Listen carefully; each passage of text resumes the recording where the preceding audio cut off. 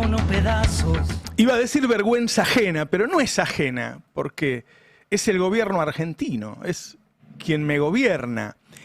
Ustedes saben que los Simpson predijeron todo, pero hicieron una escena exactamente igual a esta.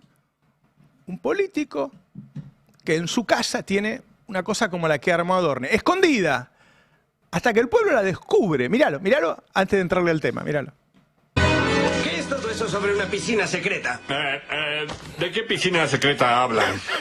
¡Hay algo detrás de esa puerta! No, ¿quién ahí?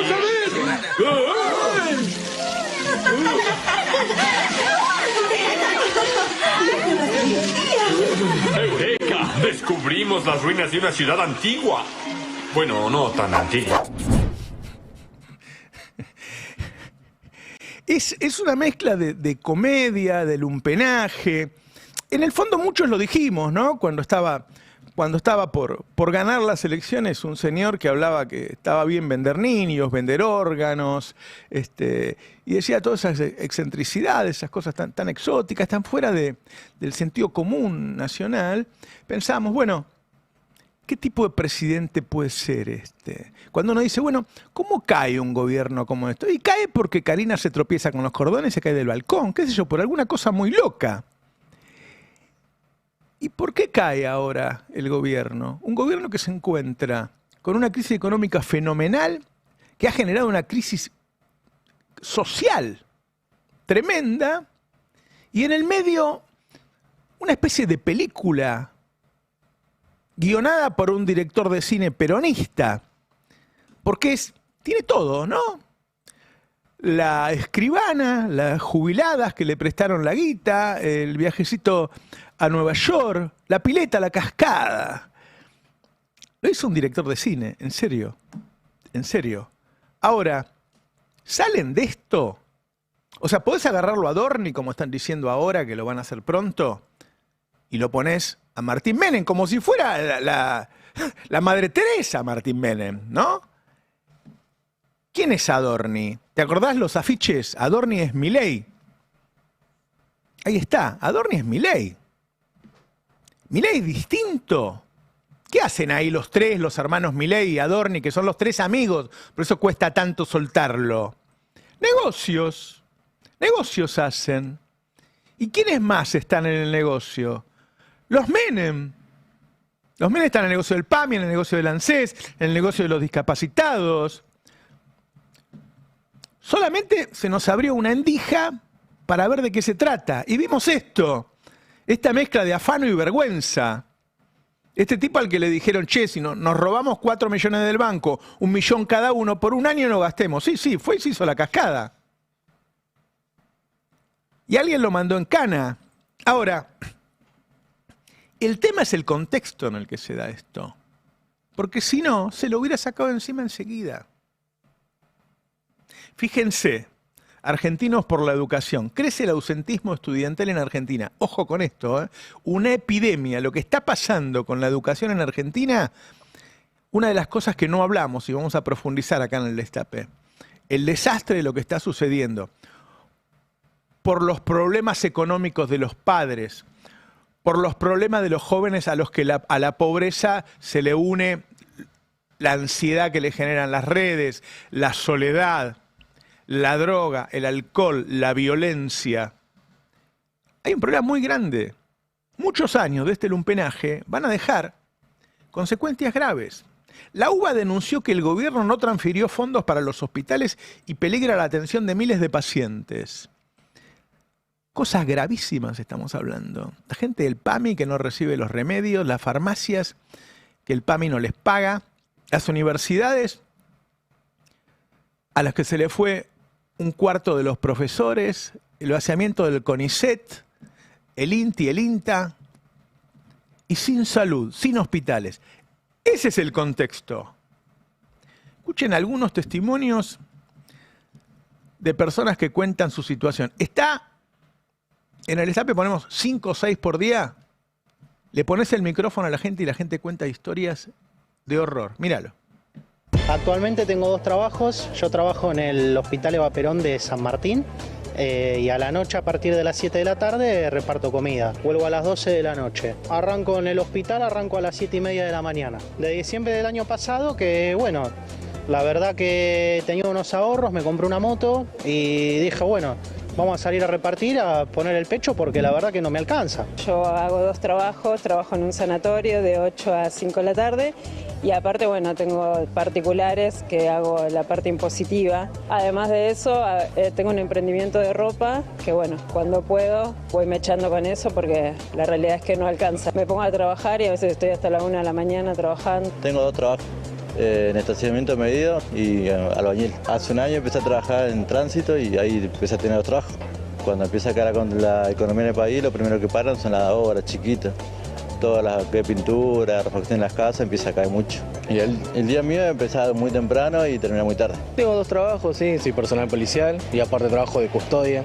Más que bueno, dentro de la fuerza hago adicional aparte para poder llegar a fin de mes, sí, eso sí. Estoy pagando alquiler, un 3 ambiente, que hoy en día está alrededor de 600.000, se está yendo a 650. No tengo días libres mayormente. Miren lo que es eso, sobreexplotación, cansancio, angustia. Ese es el cuerpo de los argentinos hoy. Y sobre ese cuerpo exhausto cae este hecho de corrupción del que estamos hablando en los últimos días. Hoy se actualizó el número de empresas que cerraron desde que asumió Milei. Un récord absoluto. 26.000 empresas en poco más de 2 años. ¿Cuántos desocupados surgieron de esos cierres? ¿Cuánto va a costar recuperar el aparato productivo y el aparato social? 200.000 empleos menos solo en la construcción. Este es el contexto en el que aparece el jacuzzi, la cascada. Todo el mundo vas en el transporte y te habla de que no puede pagar el alquiler. ¿Qué haces cuando no podés pagar el alquiler? Escuché el testimonio de esta mujer. No me alcanza, no llego a fin de mes y si llego es rajuñando las paredes. ¿Cuál es el gasto que más te significa en el mes? El alquiler. Yo alquilo. ¿Cuánto pagas de alquiler? Y arriba de los 400. ¿Y eso te consume gran parte de tu salario? Claro, sí, obvio. Y ni hablar si estás enferma, que tenés que gastar cuando vas al médico y en viático y en todo, así que nada. Tengo que pagar. O sea, cada estudio hay que pagarlo, ¿entendés? Y bueno, a veces dejo de hacer esos estudios para poder hacer otras cosas. No digo que no existía esto en el pasado, nunca tan generalizado, nunca tan profundo, nunca tanto dolor. En ese dolor cae el jacuzzi. El trabajador que dice abrís la heladera y está vacía, mirá. ¿Falta sensibilidad a este gobierno? Totalmente. Yo a mis hijos les dije, si ustedes votan a este gobierno, yo me quedo sin trabajo. No sé a quién votaron, pero bueno. Te das cuenta cuando abrís la heladera, papá, todo el mundo abre la heladera vacío, la gente no puede comprar, la feria, no hay nada, explotó todo. Después los empresarios dicen hay que mantener el rumbo, ¿no? Le subieron el sueldo a los ministros un 123%. ¿Por qué? Porque parte de la propaganda para engañar a esos muchachos jóvenes que lo siguen era nosotros somos austeros, nosotros cobramos 3 millones de pesos por mes. Y en realidad se habla de que le pagaban 20, 25 veces más que eso por sobresueldos. Claro, como entonces no le iban a dar los números a nadie, se hicieron un aumento. ¿Cuánto aumentaron? 123% el sueldo de los ministros. ¿A vos te aumentaron 123%? Es joda, muchachos. El presidente se va ahora otra vez usando el avión presidencial que sale millones de dólares. Otra vez a una fiestita en Estados Unidos. Es joda, dense cuenta, es joda. 9º mes consecutivo de caída de la recaudación. ¿Qué es eso? Eso es el fracaso. Eso es lo que te está diciendo. Ya está, loco, ya está. No anduvo.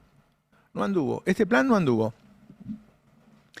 Y en ese marco aparece Adorni. Nunca vi un gobierno que se rompa, porque esto se rompió, digo, yo no sé cómo sigue, pero hoy Milei mide la mitad que hace 3 meses. Nunca vi una caída así. Y nunca vi una caída por un funcionario, que decir, no sé, gastó 200.000, 300.000, 500.000. Yo imagino que Luis Caputo se hubiera afanado 1.000 millones en estos 2 años. Pero estamos hablando de él porque es de película.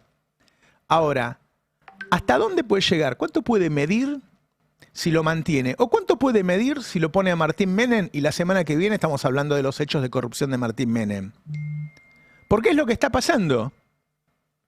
Se peleó con tanta gente que además de los que somos críticos naturalmente, aparecieron los otros. Entonces es un Milei que se quedó sin oficialismo, como Alberto, ¿te acordás? Cuando Cristina se pasó a la oposición. Se quedó sin oficialismo. Entonces cualquiera que ponga, porque encima son todos chorros, va a tener el mismo problema. Va el tipo que le hace las refacciones ante la justicia y pone la planilla, ¿no? La tenés por ahí, con los costos de la refacción. Es una casa, la de Adorni, que no parece que cueste mucho más que eso. Gastó el doble. Esas cosas suelen hacer la gente que tiene guita y compra una casa vieja y la refacciona. No es el caso. ¿Cómo puede haber gastado tanta guita? Veamos algunas de las refacciones. La cascada. La cascada, 3.500. Siempre pensemos que son dólares, ¿no? 3.500 dólares son 5 millones de pesos. La reforma de la parrilla, ¿no te parece mucho gastar 14.000 dólares para reformar una parrilla? No hay forma. ¿Entienden que no hay forma? O lo afanaron o esta planilla es media rara. Pagaba, le decían, son 14.000 dólares para arreglar la parrilla. Sí, tomá. Y lo sacaba de una bolsa y se los tiraba encima de la... ¿Cómo haces para gastar 14.000 dólares? Tengámonos un poquito en los precios, además del total, porque no me da con nada. Calefacción de la pileta, 10.000 dólares. Es una locura. Recién discutíamos con Fernando cuánto cuesta una caldera. Yo la compré hará un año y salía 1.200 dólares a pagar en 12 cuotas. ¿Cómo gastó 10.000 dólares? Calefacción de la pileta es como una bomba con un ventilador que tira calor. Y además la caldera, las dos. En vez de una o la otra, compró las dos. Y gastó 13.000 dólares para calefaccionar la pileta. Hace la pileta nueva con esa plata. Barandas de la terraza. Es todo 7.000 dólares. La bomba, escuche, bomba de agua de jacuzzi, no puede ser. 10.000 dólares. Además, uno se lo imagina al tipo entrando a la casa. Vivía en un departamento a Caballito, se mudó a uno más grande, se compró una casa en un country, entra a la casa y dice, yo quiero una pileta, una cascada y un jacuzzi. Bebía champán, que era como, se imaginaba en una película. Y el problema es que eso, al ser una película, hace que ahora vos lo puedas ver de manera simple. Y no es una cripto difícil, no, es esto. ¿Cómo se llamaba el director de cine peronista? ¿Eh? Christian Bauer lo escribió. Christian Bauer. Está hecho para que lo veamos todos. Entonces juntás, bueno, las jubiladas que le prestaron la plata, la escribana excéntrica, la cascada, los viajes a Nueva York, el avión privado. Ahora, ¿el raro es Adorni o el gobierno es así? O sea, son los de siempre, los históricos, Sturzenegger, Caputo, Bullrich, es el establishment, es el poder permanente. Y los lumpenes que llegaron ahí y afanan a 4 manos, corriendo, y hacen cascadas. Bueno, eso es lo que pusieron en el gobierno. Los memes. ¿Por qué se hacen memes? El domingo, cuando la gente se junte con los amigos, van a hablar de esto. Van a hablar de la cascada, van a hablar del jacuzzi. Ahí están los memes saliéndole agua de la boca en una fuente, parece la Fontana de Trevi, de tan grande, de Adorni, ¿no? Hay una que estaba como un león, ¿no? Ahí está, otro meme. Después hay una fuente de Milei y Karina, ahí está. Es como una sirena, Karina, la hicieron quedar bien. Ah, ahí puse una captura, ¿no? De Mercado Libre de la bomba de calor. ¿A cuánto estaba en esa? 3.700.000. Son más o menos 2.500 dólares. Y él se la cobraron 11.000. ¿Qué sé yo? Vamos a ver. El total de lo que gastó son 245.000 dólares. Le tiró a una casa de 200, 245 arriba. ¿Vale 445? ¿Tiene sentido todo esto? Quiero decir, a mí no me cierra nada de lo que está contando. Mientras la hacían, están diciendo que pagaba 13.000 dólares para alquilar una casa. O sea, no podía estar sin una casa quinta. Entonces, mientras se la hacían, tenía que alquilar otra. Muy difícil que lo sostengan a este hombre, ¿no? Ahora, ¿a dónde está la ruptura? Mirá, si esto lo hubiera hecho Carlos Menem, se caga de risa Carlos Menem. Ahora, este tipo es el que hizo los recortes en discapacidad y mostraba una radiografía de un perro y decía, miren, con esto se quieren llevar una pensión. Ese es el enorme problema que tienen. ¿Te acordás de Adorni? Míralo. O los primeros 3 gobiernos kirchneristas, la cantidad de pensiones no contributivas por invalidez laboral pasó de 79.000 a 1.045.000. En Chaco, por ejemplo, se encontraron casos donde una misma radiografía de hombro fue presentada como prueba en 150 pensiones por invalidez. O sea, 150 beneficiarios utilizaron la misma radiografía de hombros. Por un trastorno de disco lumbar e hipertensión, la radiografía de un perro. Radiografía que paso a mostrarles en este momento para que vean con una particularidad, digamos, la radiografía del perro, por supuesto pensión que le otorgaron, está de más decirles, tiene la cola del perrito y le otorgaron la pensión por invalidez. Bueno, tengo el resto Bueno, de esto las se fotos de la demostró que era radiografía. mentira. Esto se demostró que era mentira. Ahora, esto no es joda, porque estos tipos hicieron ir 2 veces ya a las personas con discapacidad a comprobar que siguen siendo discapacitados, haciendo cola en invierno a las 4 de la mañana, para mostrar que seguían siendo ciegos o que seguían estando en silla de ruedas, paralíticos. Lo hicieron 2 veces, le sacaron los fondos, 5 veces se votó la ley, lo dijo la justicia y no entregan el dinero. Entonces, hay un nivel de crueldad en que la misma persona que hizo la cascada muestra la radiografía trucha para sacarle una pensión mínima que tienen las personas con discapacidad, que es algo que le entrega a la sociedad, porque todos somos parte de una sociedad. Esa misma persona es la del jacuzzi. El jacuzzi y la persona con discapacidad haciendo cola a las 4 de la mañana, muerta de frío, por segunda vez, para demostrar que sigue en una silla de ruedas. Había una persona, una madre no vidente, llevando a un niño paralítico. ¿Se acuerdan? Eso pasó en Argentina. Y es la misma persona. Y es la misma persona. Vamos a poner el tuit de Victoria Villarruel, riéndose de esto, riéndose de Adorni. Claro, comparada con estos, la tipa parece normal. Quiero decir, Feynman, Viale, Villarruel, todos dan lo mismo. Ahora, esto pasa 48 horas después de que se hizo una fiesta en el Congreso con Milei. Fue el presidente, la hermana y todo el gabinete, hasta Caputo, hasta Sturzenegger, y todos los diputados le cantaban Adorni, Adorni. Y todos sabían lo que había pasado. Míralo.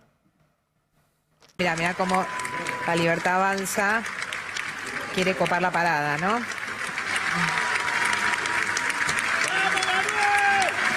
Bueno, sí es el primer arengador. Un circo Mete montado. los cantos. Viste que siempre hay uno que inicia el canto. Es el presidente en este caso. El problema de esto es que es generalizado. A mí, de 2 lugares distintos me dijeron que están los datos y que van a empezar a salir de los sobresueldos. Entonces lo que vamos a ver es que es un sistema, es decir, que es Milei, no Adorni. Que es Milei, no Adorni. Y no es el único desprolijo. Hay denuncias de otros ministros que compraron departamentos al amante. Nada, una joda. Pusimos una banda de lúmpenes. Ahora, eso termina de romper. ¿Cómo se sostiene políticamente? Y algunas cosas empiezan a poner serias. Pagano pidió la detención de Adorni, ¿no? Ahí está, Marcela Pagano pide que lo detengan. ¿Por qué? Porque dicen que Adorni se comunicó para decirle a este hombre que bueno, que en todo caso hablara con la gente de él para ver cómo preparaban el testimonio, y eso se considera obstaculizar la justicia. ¿Se acuerdan de la doctrina del Ursum? que se la usaba para debido 10 años después de que no estaba en el poder. Este hombre está en el poder. Entonces tiene la posibilidad de obstaculizar. Entonces Pagano pide que lo detengan. ¿Y si lo detienen? Porque entre las peleas que tiene el gobierno hay una pelea judicial. Hay una interna judicial y hay una interna entre gente de servicio de inteligencia. Este tipo de jueces ha hecho cualquier cosa. No es tan loco. Ayer, desde el gobierno, empezaron versiones para decir que era mentira y que en realidad este hombre, el arquitecto, había mentido y que los gastos no eran esos. Ahora, hubo quien fue más allá, siempre va más allá, Fantino, siempre va más allá, Fantino, y tuvo un mensaje medio amenazante, aparentemente, que es raro, ya te digo, a mí los gastos me parecen excesivos, pero por otro lado el hombre ofreció el teléfono, las planillas, qué sé yo. Ahora lo están amenazando a él, es decir, están pidiendo la detención de Adorni y un periodista del gobierno lo está amenazando, se empieza a poner más oscuro el tema, ¿entienden? Más denso. Ponelo a Fantino, a ver. A mí la información que me llega es que el tipo era el que hacía arreglos en todo el barrio y que tenía un mejunje y que laburaba para muchos. Que tercerizaba también, dicen. No sé, bueno, sí, puede ser. El carpintero, exacto. El piletero. De nuevo, voy a aplicar sentido común. Eso, no conté eso, estabas diciendo. No, que esta información que me llegó de un colega es que el tipo, el contratista laburaba para varios en el barrio. Después no voy a entrar en esta hoy. Por ahí mañana tenemos que entrar en esta, porque estarían por salir algunas informaciones que yo no voy a adelantar porque no me gusta jugar ese juego de uy, mirá, porque creo que no es válido hoy, pero cosas al menos llamativas con respecto a Tobar. Al menos llamativas, al menos llamativas. Ustedes vieron que en los últimos tiempos hay mucha gente llamativa denunciando y llamativa ensuciando.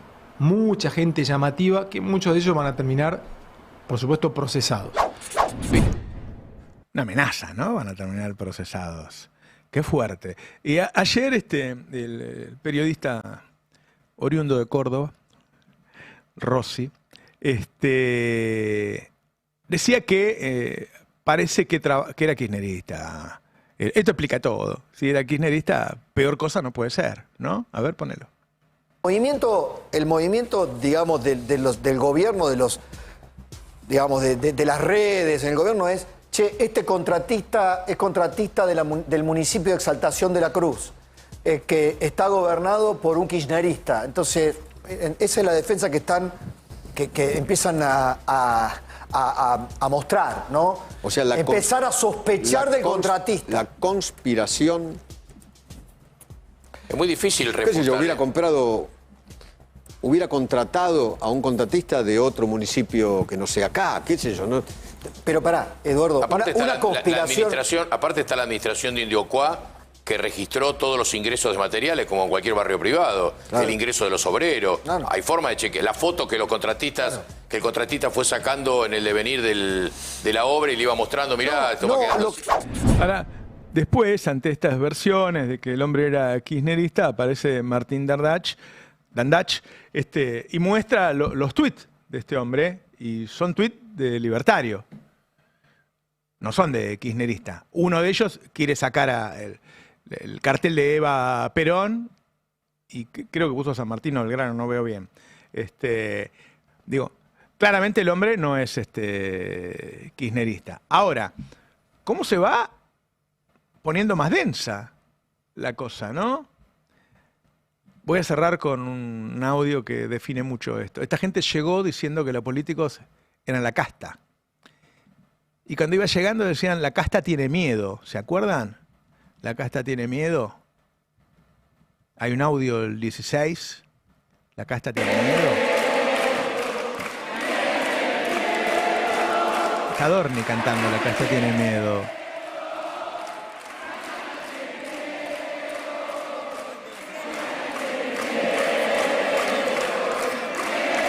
Señores diputados, continuemos la sesión, por favor.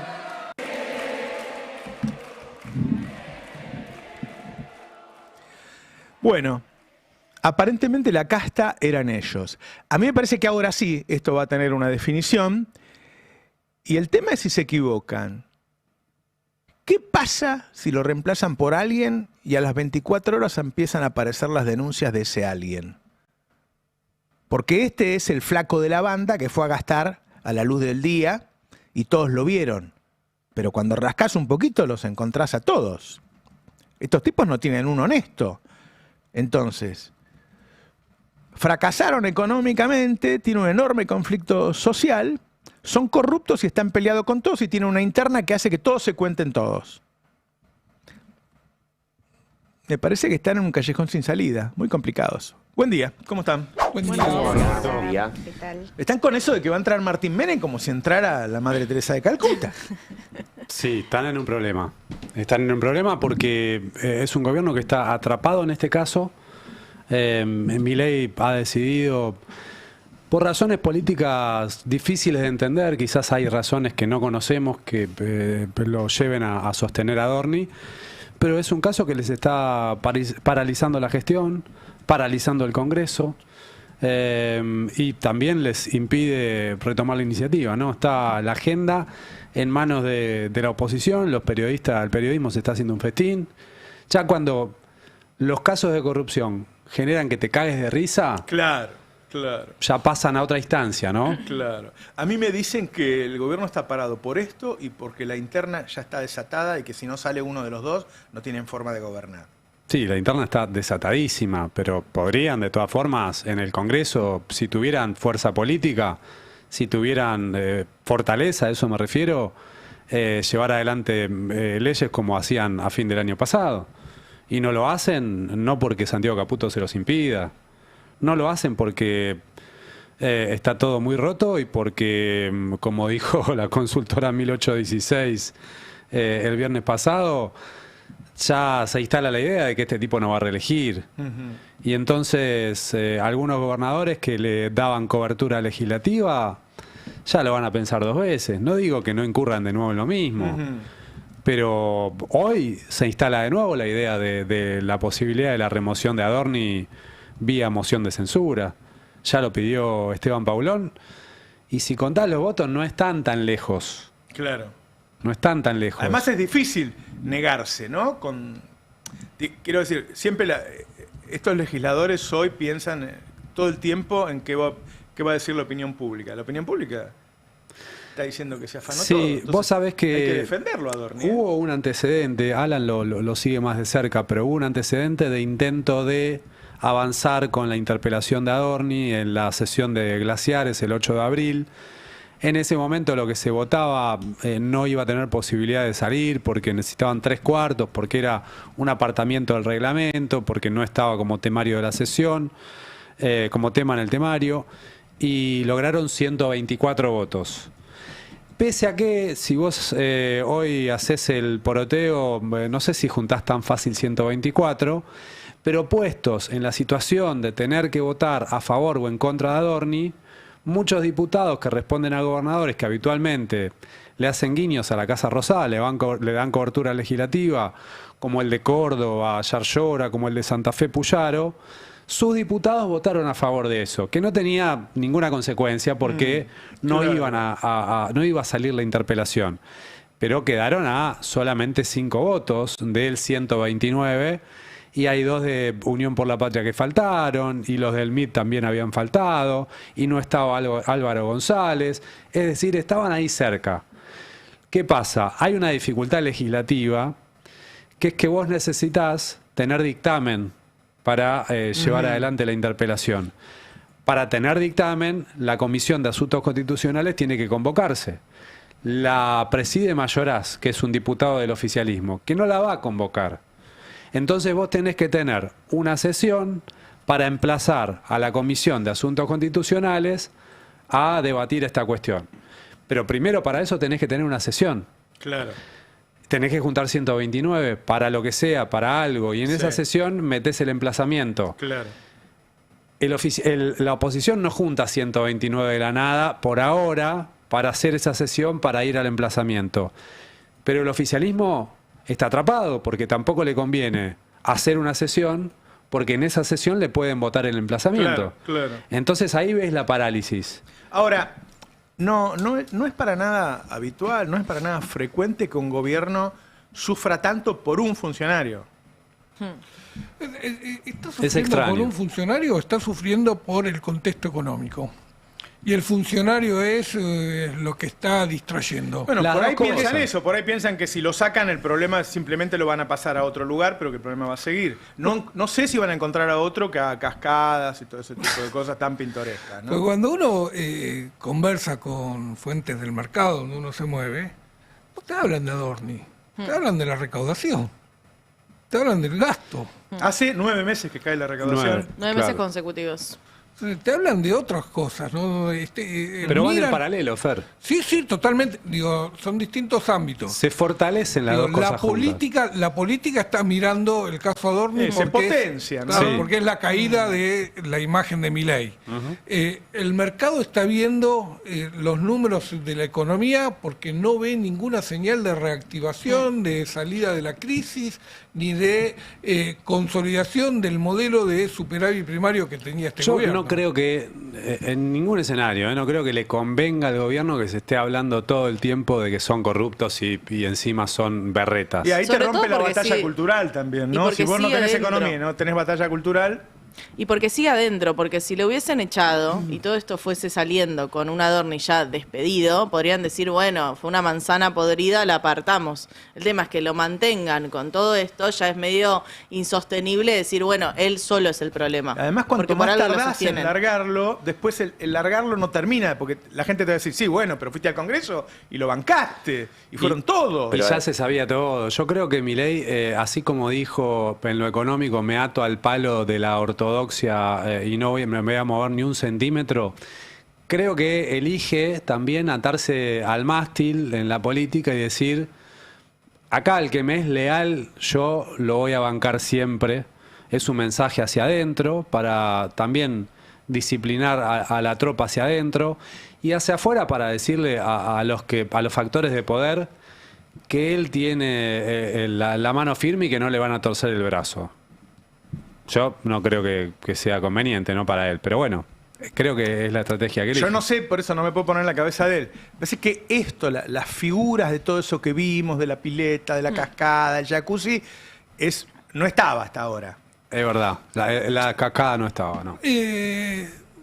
Milei siempre... Imagínense, en serio, o sea, yo nunca fui a una pileta con cascada, en un hotel sí. En un hotel. Ahí está, en un hotel. Pero suena a esa ostentación. O sea, ya una pileta es un lujo, una cascada es como, bueno, no, un poco además, hasta excesivo. En redes sociales circulaban las imágenes del primer departamento en La Plata de Adorni, donde tenía directamente una ducha arriba del inodoro, digamos, de la forma... ¡Qué práctico! No lo había pensado.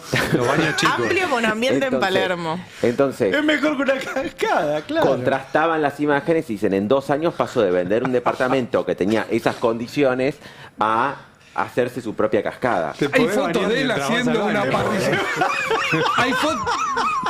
Hay fotos haciendo una parrillada en una parrilla en un patio de una casa de... en serio, el arquitecto... Es una vida de una clase media entrevistar al arquitecto a ver si lo encontramos. Yo quiero que me diga cómo gastó $14.000 para arreglar una parrilla. Yo creo que lo que complica a Adorni es como ese aspiracional, ¿no? De una persona que efectivamente era una clase media porteña, un departamento en Caballito, digo, una cosa muy común y corriente, y de repente se ve con un montón de plata, y lo que hace es no solo comprarse una casa en el country, sino llegar y decir, no es mi gusto. ¿Sabes qué? Voy a gastar lo mismo que me salió a comprarla en remodelarla con un gusto que es muy aspiracional. Es como, quiero que tenga mármol, quiero que tenga la parrilla más grande y la mejor que hayas visto. En un punto lo entendemos. Nunca vi yo ahora creo que es casi que la gente compre cosas de mármol. O sea, he visto mármol en las casas antiguas. Sí, mis abuelos, qué sé yo, ¿viste? Muy gastadas, esas escaleras muy gastadas, porque no la van a cambiar porque es muy caro el mármol. Sí. Digo, es raro. Es aspiracional, es el sueño de un chico. Mármol. Yo tampoco, pero creo que hay algo de los sueños rotos de este gobierno que está muy atravesado por traumas de la adolescencia, que es como, bueno, lo que deseaba. ¿Y qué deseaba? Deseaba una cascada, ¿viste? Como que no es tan racional. No está mal la cascada, yo no estoy en contra de la cascada. Tipo Las Vegas. Si de pronto se me da toda junta como Adorni, no descarto la cascada. También hay un tema de que por ahí un flujo de dinero que ya no sabía qué hacer. Claro. y decir, bueno, ¿a qué le destino? ¿A qué más? Nunca juntarlo para Tenés la momentos... guardada, tenés la guardada, Alan. Tenés la guardada. Y probablemente Yo te tenga digo, también otro tanto guardado. Como origen humilde, comprás cosas que te dé una renta y asegurarte que nunca te falte nada. Claro. Roberto, Pero eso es un siempre origen pensamos más humilde que un clase mediero. Departamentos. Eso hice yo. Obvio. Siempre pensamos que un día Siempre nos va a volver a propiedades. faltar, te queda el miedo, ¿viste? Claro. Roberto, el presidente es de los que creen que uno cuando le saca plata al sector privado no está haciendo un acto de corrupción, sino está haciendo un negocio paralelo. Digo, la presentación de Libra fue eso, ¿no? Dice, yo no hice nada. Claro. Si cobré fue porque hice una actividad paralela a mi gestión de presidente. Digo, sea por eso que sostiene a Adorni, porque cree que lo de Adorni no es corrupción, sino que es... Para mí es porque son todos corruptos. Bueno, es que pasa eso. No, ellos no perciben la corrupción que hacen, Claro. no la perciben como corrupción. Yo tengo un tema con cuando todo el periodismo, o sea, cuando vos mirás, yo me acuerdo mucho en la época de Alberto, donde yo entraba a las redes, no había nadie hablando bien de Alberto. No tenía oficialismo, Alberto, ¿no? Entonces, cuando vos tenés, y siempre los gobiernos tienen una parte del periodismo un poquito más contemplativa con lo que está pasando, que no lo dicen, muchos dicen, no, yo soy... Pero son un poquito más contemplativos de un lado o del otro. Cuando vos te enfrentaste a todos y tenés a todo el periodismo investigándote, entonces, porque en el fondo generamos opinión pública, cada uno a su manera, queriendo, sin querer. Entonces, están todos generando opinión pública contra vos. Entonces, hagas lo que hagas, aun si no fuera tan pintoresco, tenés un problema. Entonces, una de las cosas, porque viste que dicen, no, Perón dijo una vez que cuando tenía, sí, pero Perón era una bestia, el 50-50 llegó, la gente estaba muerta, a mirar desnutridos cuando llegó Perón y lo llevó al 50-50. ¿Qué importaba lo que dijeran los medios? Estos tipos no se pueden dar el gusto de estar peleados con Clarín, con La Nación, con El Destape, con todo junto al mismo tiempo. Es muy difícil, es muy difícil. Es lo que a mí me parece es que van a cambiar, salvo que lo pongan a Franco, que ya está aprobado. Si no, si lo ponen a Martín Menem o uno de esos, al otro día vamos a estar hablando de la corrupción de ese. Porque en el fondo es el gobierno el que es así. Y en días en donde vos ves las noticias y decís, bueno, no le están entregando guita a las clínicas públicas y qué sé yo. Decís, bueno, son cosas graves, son cosas graves. Pero además se dio justo en el día en el que el gobierno intentó dar vuelta a la página, reponer a Adorni como vocero. Mientras él estaba hablando, el otro estaba hablando en tribunales. Hizo anuncios, el tipo dijo, bueno, acá cierro la página, cierro el tema, no respondo, me atengo a un libreto, lo voy a responder frente a la justicia, hablemos de otro tema. Incluso ya los periodistas empezaban a preguntarle de otras cosas. En esa misma conferencia de prensa. Claro, así es. Eso ya te marcaba que, bueno, el tema iba cayendo, de a poco iba cayendo. Ahora, Adorni no puede dar más una conferencia de nuevo. De nuevo, y tenía pensado hacerlo de manera frecuente. Claro. Bueno, yo no sé hasta cuándo no va a poder hablar, porque agarrás la planilla y le preguntás por todo. Ítem por ítem le preguntás. Sí. Y el tipo a la mitad se tiene que ir. No se puede bancar esa conferencia de prensa. No. Es que estamos viendo algo raro porque los gobiernos los echan a los funcionarios que tienen esos problemas. Claro. Los echan. Se los sacas de encima por más que lo supieran antes, haya ido a la pileta, a la cascada, qué sé yo. Cuando se descubre lo echan. Es así. Porque imagínate, vos le preguntás... Foto en la cascada, por favor. La cascada, la decisión sobre la cascada, ¿fue suya o de su esposa? Y así con cada una de las cosas. Claro. ¿Por qué le querés echar la culpa a la esposa de Adorni? Bueno, porque en una reforma de un hogar, en general, Raro. hay una... el sueño de Adorni. ¿Quién fue el que organizó la fiesta en Olivos? La pobre Fabiola. Claro, siempre es la mujer de, chicos, son Bueno, ustedes. porque en una reforma del hogar hay discusiones muy fuertes sobre qué se hace, qué no se hace, ¿no? ¿A vos te dejan opinar o directamente? Poco. Pierdo la mayoría de las batallas. pero... ¿Nunca reformaste una casa? Siempre, es pelea. Pero hay dos roles. Uno elige y el otro paga. Ah, no, bueno. El que... Mira la cara de Cande. No dije quién elige y quién paga, Cande. No dije quién elige y quién paga.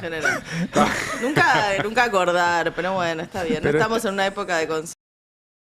Pero quedó flotando en el aire. Todos entendimos quién paga. Fue raro, el macho proveedor. Fue raro. Fue muy raro. Sí. Alonso es el más machista de todos. No, pobre. Sí, querida. Yo decía de los... Qué lindo que... Yo decía de los negocios chiquitos al lado de los grandes negocios. Yo estoy convencido de que el que más guita está haciendo es Sturzenegger. Ahora salió un tema con los vapeadores. Esas cosas, ¿cuánta guita hay ahí? ¿Cuánta guita hay para que te digan, bueno, no están más prohibidos, desregulalo, que hagan lo que sea? ¿Cuánta guita hay? Mucha. Muchísima. Muchísima, es un negocio enorme y además todavía no se sabe si van a pagar los mismos impuestos que los cigarrillos tradicionales que pagan, según dicen las empresas, entre 75, alrededor de 75% del precio de los cigarrillos son impuestos. En la nueva disposición y resolución del Ministerio de Salud, todavía no se aclaró cuánto van a pagar. ¿Qué es exactamente un vapeador? Un vapeador es un dispositivo que contiene líquido, nicotina, metales y, bueno, distintas sustancias, muchas. Pueden ser cientos de sustancias. ¿Lo usa la gente para dejar de fumar? ¿Eso es? Lo vendió la industria como una alternativa al cigarrillo, diciendo que no son tan dañinos. Ajá. Sin embargo, todos los organismos sanitarios internacionales ya aclararon, desde el CDC hasta todos los demás, que son igual o más dañinos que los cigarrillos y que si se utilizan en conjunto multiplican el riesgo. De claro, hecho, que no hay combustión, sino que es vía vapor, el calentamiento. Claro, lo que hace el dispositivo es calentar tanto los cigarrillos el vapeador es distinto al cigarrillo electrónico. Por eso. El principio es el mismo. Lo que pasa es que tiene mayor cantidad, tiene otras sustancias. El cigarrillo electrónico tiene la forma de un cigarrillo. El vapeador tiene distintas formas. Tiene una forma diferente, de colores. Estaba prohibido. Estaba prohibido desde 2011. Ajá. La verdad es que se hizo y todo el marketing, por estudios hechos justamente por la Fundación Interamericana del Corazón y otros organismos, está dirigido, primero, cuando se prohibió fumar en lugares públicos, todo el marketing se enfocó mucho en las mujeres, subió el tabaquismo en las mujeres. Ajá. Y luego dijeron, bueno, ¿cuál es nuestro público target? Los adolescentes. Y entonces tienen formatos que son atractivos, muchas veces tienen saborizantes que en la nueva disposición dicen que no los van a permitir, pero bueno, si no se aplicaba la prohibición anterior, uno tiene derecho a pensar y a dudar de que la regulación teórica, porque de todas maneras se levantó la prohibición de venderlos en lugares, en kioscos, en todo el circuito de comercialización, pero están sujetos a la Ley Nacional de Control del Tabaco. De todas maneras, bueno, el público blanco son los adolescentes y hay estudios que muestran, tenemos una placa, la placa 5, que muestra qué hay en el aerosol de un cigarrillo electrónico, ¿no? Los vapeadores son similares, tienen nicotina, sustancias químicas cancerígenas, metales pesados como el níquel, el estaño y el plomo, saborizantes, partículas ultra finas, quiere decir que ingresan mucho y muy profundo en los pulmones. Claro. Y compuestos orgánicos volátiles. Hay muchísimos estudios sobre el daño que hacen estos dispositivos. O sea, no son inocuos desde todo punto Hoy los de pibes vista. vapean más de lo que fuman. No sé si hay una estadística, pero yo por mi focus de la gente cercana creo que vapean más de lo que fuman, ¿puede ser? Yo creo que estuvo muy de moda en un momento, que era como que no se conocían bien los riesgos. Estoy hablando hace 10 años. Y era muy común, porque los vapeadores dan ese humo muy grande. Entonces cuando alguien está vapeando lo ves, porque genera una humarada que no es el de un cigarrillo. Me parece que después, no sé si hubo un cambio en la regulación o qué, pero se empezó a ver menos. No sé cómo está ahora. Es que después los prohibieron abiertamente. Durante el gobierno de Alberto, el Ministerio de Salud los prohibió. Claro. La Fundación Interamericana del Corazón emitió una alerta por lo que consideran un retroceso en las políticas sanitarias que tenemos en el tape 1, donde ellos dicen por qué es peligroso y es dañino usar vapeadores. El consumo de estos productos es especialmente preocupante en los más jóvenes. Según un estudio de Cedronar del año 2025 realizado en adolescentes de 13, 15 y 17 años, un 35% de ellos manifestó haber consumido cigarrillo electrónico alguna vez en su vida. Un metaanálisis mostró que quienes vapean tienen un riesgo similar de enfermedades cardiovasculares, ACV y disfunción metabólica que aquellas personas que fuman, y el consumo dual aumenta todavía más esos riesgos. Una revisión reciente encontró asociaciones con neumonía, bronquitis, cefaleas, migrañas, daño en la cavidad oral, y una gran corte reportó el doble de riesgo de POC en usuarios de cigarrillos electrónicos. Y ojo, porque muchos estudios que aseguran menor daño en realidad vienen de autores con conflictos de interés con la industria tabacalera.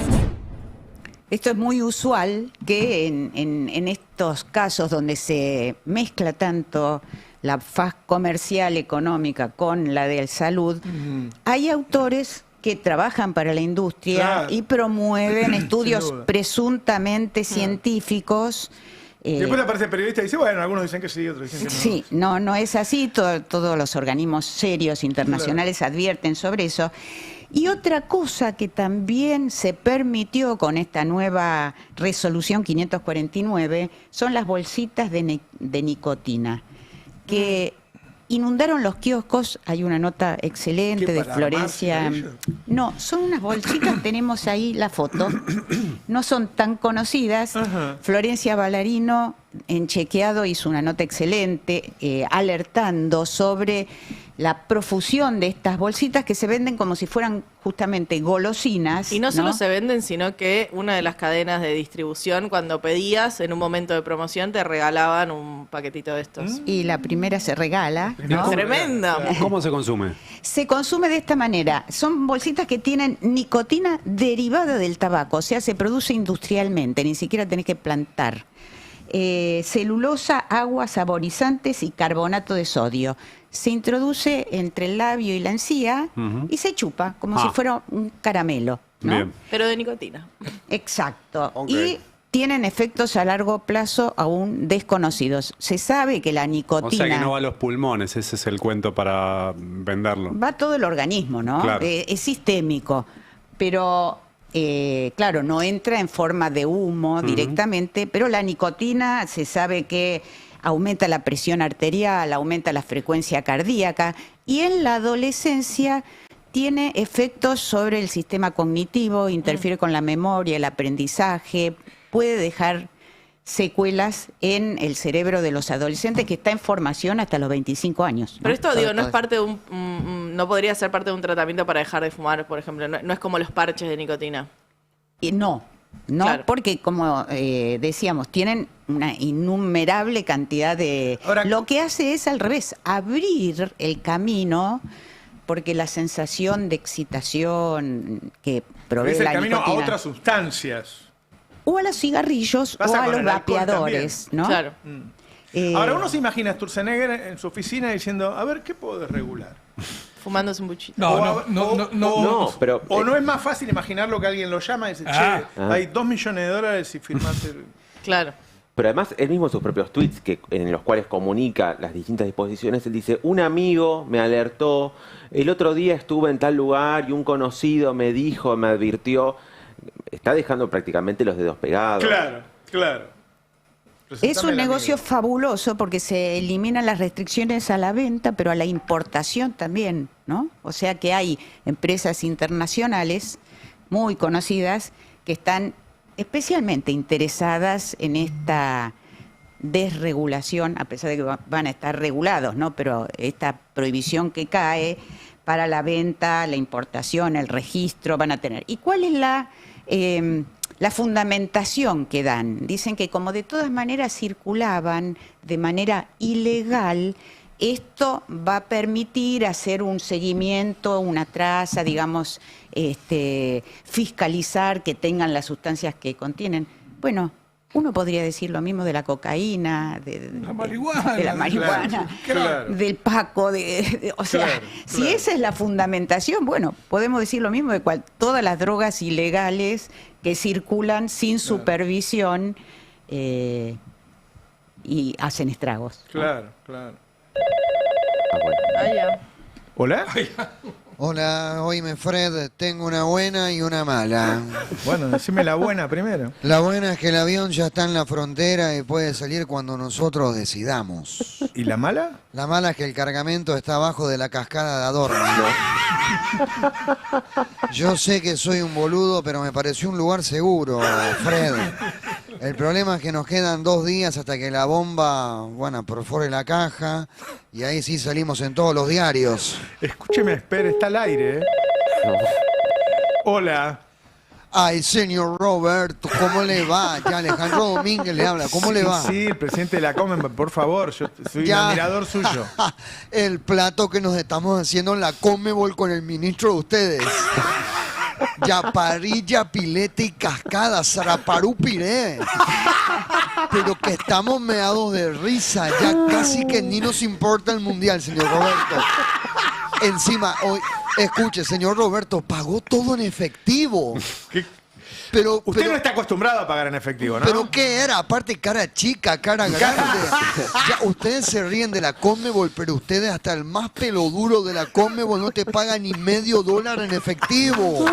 Hay que ser tarambana ya. Pues, no saben que existen los bitcoins. Qué país en decadencia la Argentina, señor Roberto. Bueno, qué no picardía.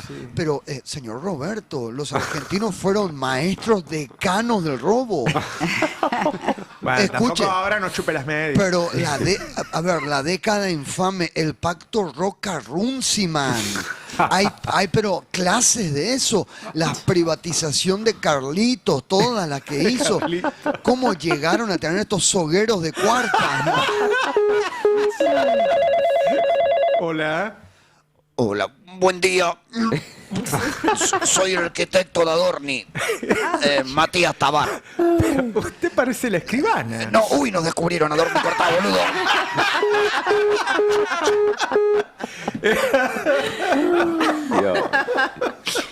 Ay, cuántos personajes.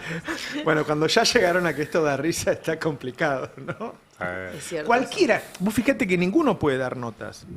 Ayer había salido una nota de alguno de los amigos de ellos. Bueno, ahora van a salir todos, ya está, ahora todos los ministros van a dar notas.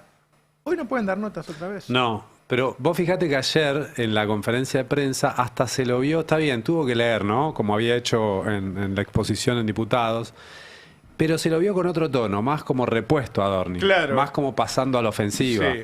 Hablando del tema de los anteojitos que filmaron en la Casa Rosada. Ya estaba como preparando una nueva etapa. Y de nuevo en el barro. Pero es impresionante. Es raro que no supiera que iba a pasar esto. Y bueno, había llamado a Tabar para Por que... eso digo. Es verdad. Había llamado a Tabar.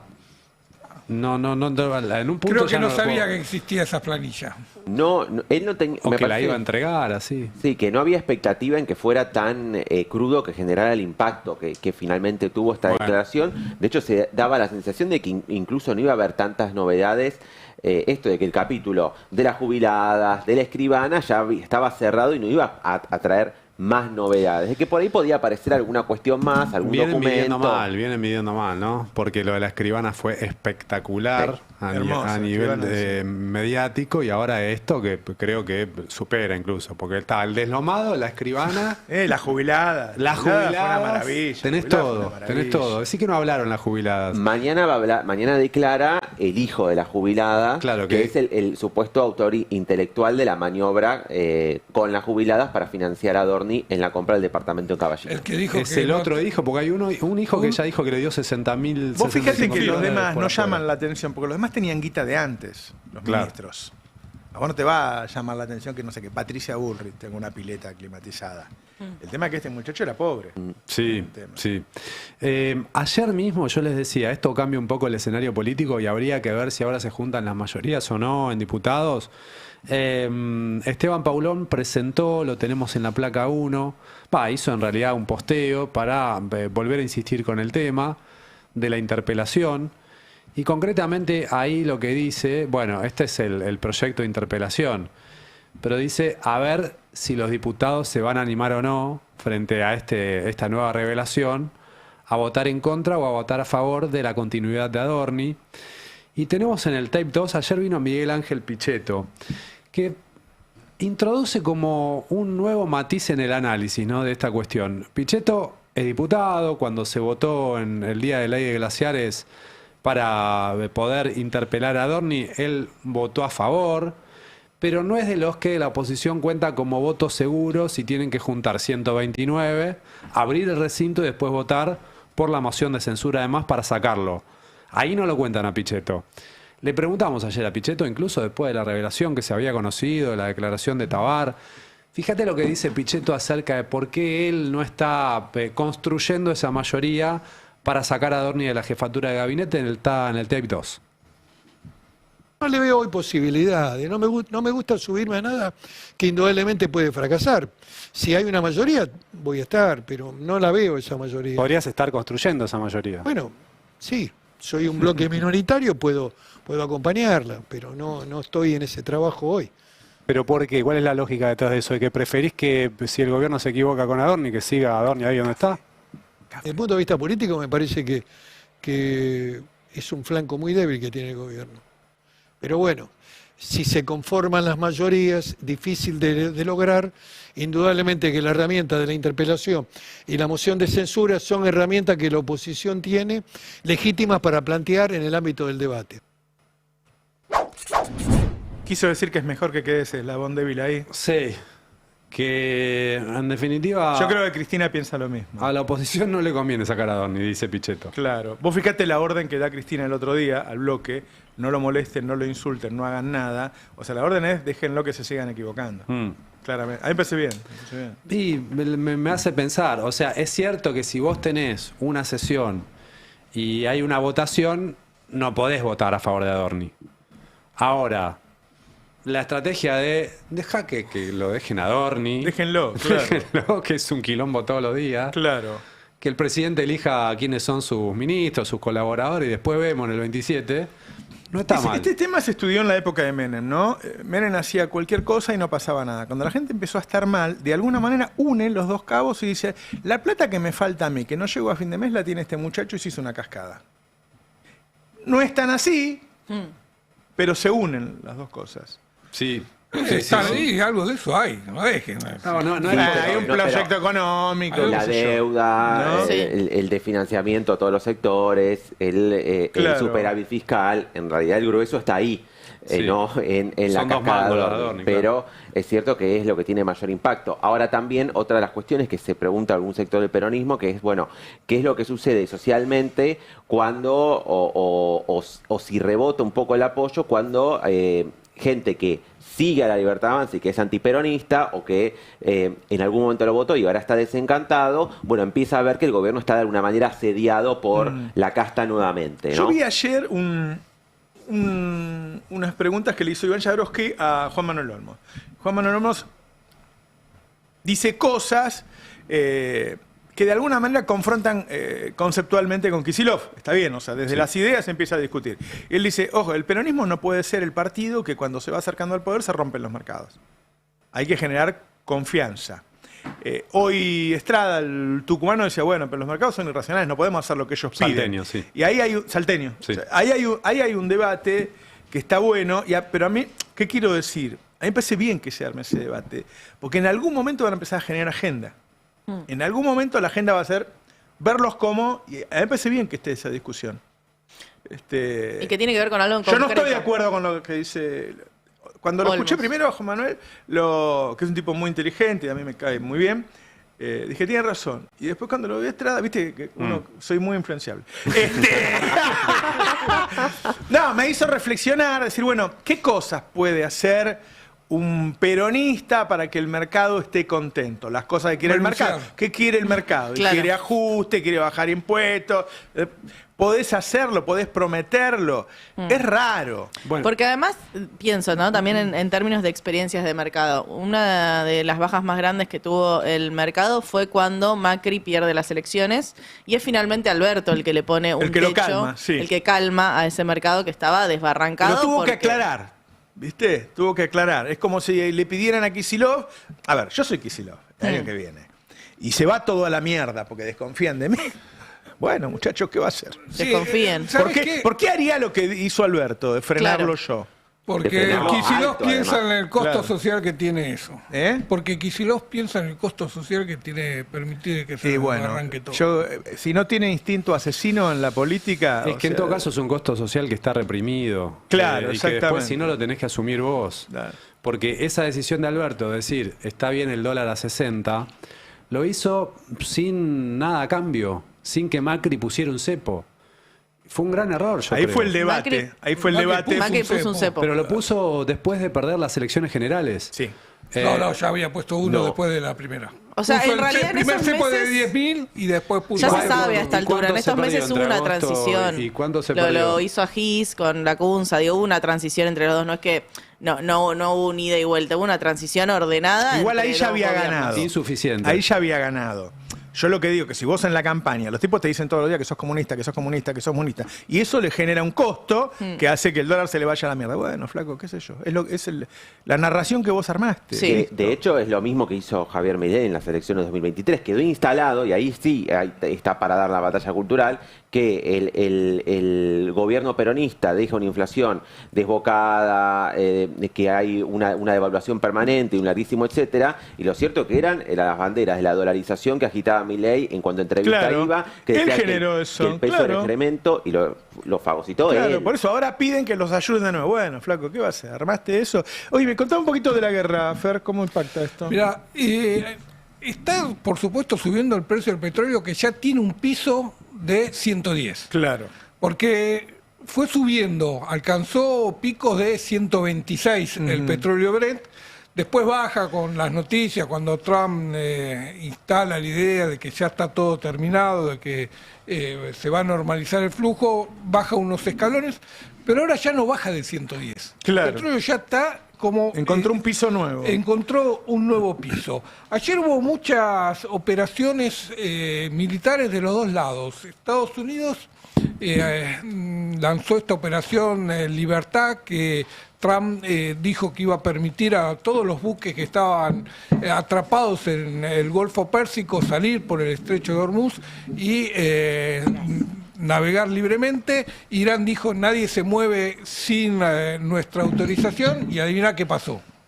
Nadie se movió sin autorización de Irán, que bombardeó una planta petrolera, un puerto petrolero de los Emiratos Árabes Unidos, que está por afuera del Estrecho de Hormuz y que estaba intentando ser utilizado como una vía de escape, una vía paralela, una vía para evadir el estrecho.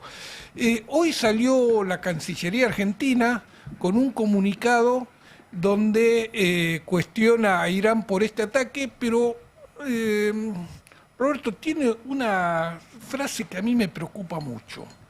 Dice, lo estamos viendo en pantalla, dice primero: la República Argentina condena enérgicamente los ataques perpetrados por el régimen de la República Islámica de Irán contra infraestructura civil y económica en los Emiratos Árabes Unidos, incluyendo acciones dirigidas contra activos marítimos vinculados a empresas emiratíes. Estos actos son injustificados, inaceptables y contrarios a los principios fundamentales del derecho internacional. No dijo nada la Cancillería Argentina cuando Estados Unidos e Israel atacaron infraestructura civil, ¿no? Pero más adelante dice: la Argentina considera que una solución duradera a la actual escalada requiere la apertura plena de dicha vía y la consolidación de un acuerdo sólido y verificable que brinde garantías efectivas de seguridad para los países de la región.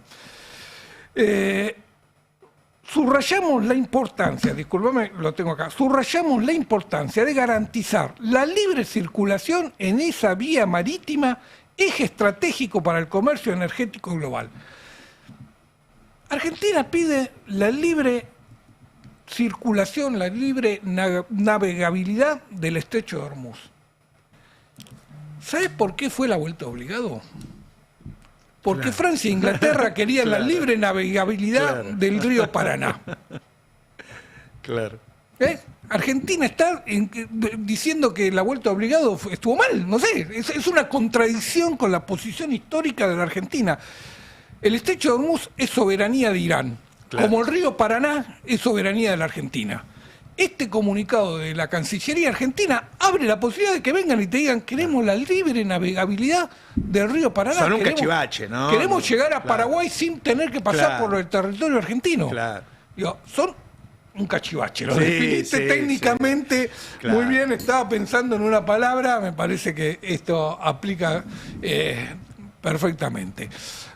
Los mercados estaban oscilantes. Europa está abriendo en verde, ayer fue una jornada bastante en rojo para el conjunto, pero todo esto le está pegando muy duro a la Argentina, porque se suma a todas las inconsistencias del modelo económico.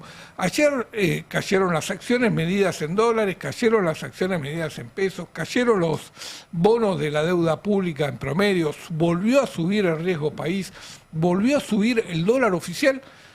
En la primera operación o el primer día de operaciones del mes, cuando normalmente se vuelcan todos los dólares que tienen las empresas y los bancos disponibles para la timba del mes, bueno, los primeros 5 días el dólar todos los meses tiende a la baja. Este mes abrió a la alza. Es toda una señal de una preocupación que está instalada en los mercados de que hay una inviabilidad del modelo que va encontrando cada vez más difícil mantener la pax cambiaria como la vimos en los últimos meses. Yo creo que se le va a sumar también cuando se vayan acercando las elecciones norteamericanas, en el caso de que siga tan mal Trump en las encuestas. Por supuesto. ¿No? Yo creo que está influyendo extremadamente fuerte la situación fiscal de la Argentina. Hay una idea que el gobierno trabajó mucho, instaló, hizo creer a la sociedad de que este era un gobierno que lograba el superávit y que el superávit ya era un bien de la sociedad y que no estaba en riesgo y que iban a... Y el superávit se perdió ya el mes pasado cuando tuvieron que postergar pagos por 2 billones de pesos, pensando que en abril la recaudación los iba a acompañar y iban a poder normalizar. Las 2 primeras semanas de abril la recaudación venía positiva en términos de inflación, venía por arriba de la inflación, había entusiasmo en el equipo económico con los números de la recaudación. En la tercera semana dijeron, bueno, llegamos. Y en la última semana se les desplomó la recaudación. Creo que Cande tiene los números finos, pero en mayo se aplica un incremento del 3,38%, 3,4% a la mitad del gasto público. Todo lo que es jubilaciones, todo lo que son pensiones, todo lo que son planes sociales, se ajusta por la inflación de marzo. 3,48%. Claro. 50% del gasto. Con recaudación que se está perdiendo. Dejaron otra vez de girarle plata al PAMI. Viste que hicieron un pago, debían 500.000 palos, pusieron 150, pasó otro mes y dejaron de girar, con lo cual otra vez están en el mismo lugar. O sea, lo que hacen es, hacen un corte y dejan de pagar. Y ahora no van a poder, porque este mes se le suma un incremento, una aceleración del gasto muy fuerte. Pensé que una suba... Claro. Estamos hablando sobre la mitad más o menos del gasto. Sobre la mitad del gasto. Claro. Cuando te está cayendo en términos... La mitad del reales, gasto está indexada, porque hay cosas que están con una fórmula y siguen subiendo. Siguen subiendo. Y sobre la otra mitad no tenés tanta flexibilidad para ajustar. Además te presiona mucho sobre la otra mitad. Lo que hace es dejar de pagar el tipo en la otra mitad. Dejar de pagar, porque los salarios los tenés que pagar. Aunque, aunque pierdan poder adquisitivo del salario, los tenés que seguir pagando. Y bueno, lo que están haciendo ahora, te lo sumo, ya vamos con la recaudación, al tema de los hospitales de la UBA. Sí, la UBA hoy lanzó una advertencia, el hecho de que el gobierno nacional, en todo lo que va del año, ya van 4 meses enteros, no hizo una transferencia respecto al el presupuesto destinado al funcionamiento de los hospitales universitarios. incumpliendo en este caso dos leyes, porque uno podría decir, bueno, en el marco de la discusión, que también se está incumpliendo de la ley de presupuesto universitario, podría enmarcarse en ese caso. Pero no, porque también la ley de presupuesto 2026, que el propio gobierno presentó y que logró aprobar en el Congreso, también se está incumpliendo según lo que denuncian las autoridades de la UBA, justamente porque no hubo transferencias a los hospitales Qué locura, durante los universitarios. 4 meses no mandaron un peso. Exactamente. Son unos fanáticos. Son muchos los hospitales, varios. El Clínicas, el ROFO, el Alfredo Lanari, el Instituto de Tisio Neumonología y el Hospital Odontológico y un hospital escuela de veterinaria. Y que además atienden a 700.000 personas al año. Y advierto que debe ser un número que debe estar creciendo año a año porque también hay cada vez más clase media que asiste a los hospitales, sobre todo universitarios, a atenderse por distintas afecciones y justamente por el tema del costo de las prepagas. Veamos el tape número 2 a Marcelo Melo, que es el presidente, el titular del Hospital de Clínicas, donde esta mañana daba cuenta de esta situación. Imagínense que los insumos en medicina están dolarizados y así todo siguen aumentando. Con lo cual, cualquiera de ustedes, en forma personal o acompañado de algún familiar, cuando va a una farmacia se quedan estupefactos de los costos. Imagínense lo que son los costos hospitalarios multiplicados a lo mejor por varias veces más, 20 o 30 veces más. Lo único que pedimos es que nos paguen el presupuesto, que nos asignen el presupuesto que nos adeudan, porque de seguir esto así, como bien remarcaban mis colegas, en un mes y medio no sé si vamos a poder seguir prestando la atención de los pacientes. Sumado eso además a las 700.000 consultas anuales que decía Marcelo, la cantidad de alumnos que pasan por nuestras aulas, la cantidad de médicos que hacen su curso de especialización de posgrado, que se va a ver resentido, y eso aplica en la formación de todos los profesionales que nos van a atender a todos en los próximos años, ¿no? Son 26.600 millones de pesos los que tendrían que haber sido transferidos en lo que va del año, en concepto del presupuesto para los hospitales universitarios en la ley de presupuesto 2026. Aparte está toda la discusión sobre el financiamiento educativo, que el gobierno es una ley que también el gobierno está incumpliendo. Recordemos que 26.000 millones de pesos. En estos 4 meses, sí. En total son 80. No, porque digo, son 18, 19 millones de dólares. Uno jode, pero cada vez que va el presidente de Estados Unidos a estas fiestitas, sale un poco más de $1 millón. Sí. Ya fue 25 veces. Sí. Los fondos de la CIDE, estamos hablando de cientos de miles de millones de pesos que se subieron. O sea, dicen no hay plata para los hospitales, pero gastan plata todo el tiempo en esas cosas, todo el tiempo. Y parte de esa plata de la CIDE va para los periodistas que lo defienden después, ¿eh? Es una locura que dejen 4 meses sin plata a los hospitales. Es una locura. En este caso, Milei parte ahora a la 1 del mediodía hacia el Instituto Milken en Estados Unidos. Le acaba de contestar Capital Humano a través de un comunicado diciendo que es falso. No sé si tenemos allí, es la placa número 3.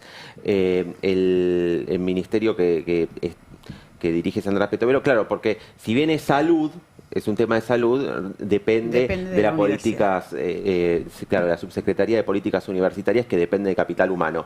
Dice que el reclamo de la UBA había sido oportunamente presentada formalmente a la Subsecretaría de Políticas Universitarias, pero que es por una asignación adicional a la partida prevista en la ley de presupuesto. Dice que esa partida es a la totalidad del sistema de hospitales universitarios del país, y el área aún debe contemplar su distribución eficiente entre todas las casas de estudio que cuentan con hospitales, y que a eso se debe de alguna manera la demora, que en este momento se está administrativamente viendo cómo reparten el presupuesto Siempre están total. haciendo una auditoría. Sí.